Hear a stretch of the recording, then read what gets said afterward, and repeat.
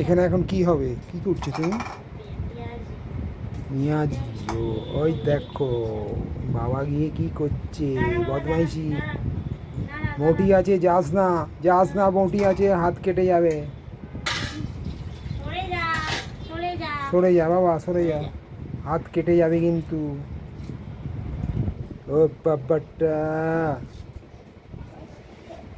তুমি ঝেঁটা নিয়ে কি করবে? কি করবে ঝেঁটা নিয়ে? ঝাঁট দেবে? আচ্ছা, দাও, ঘরটা ভালো করে ঝাঁট দিয়ে দাও। মা আগে কেটে নিক পেঁয়াজটা, তারপর ঝাঁট দিয়ে দেবে। এখন হবে পেঁয়াজি, তাই জন্য পেঁয়াজগুলোকে কেটে নিচ্ছি। আচ্ছা, কেটে নিয়ে এরকম ভাবে ছাড়িয়ে চেলা করে জলের মধ্যে ভিজিয়ে রাখলে তাহলে এরপরে পেঁয়াজটা কাটলে অতটাও ঝাঁঝ লাগবে না, চোখটা জ্বালা করবে না। চোখও জ্বালা করবে না। বাহ, ভালো।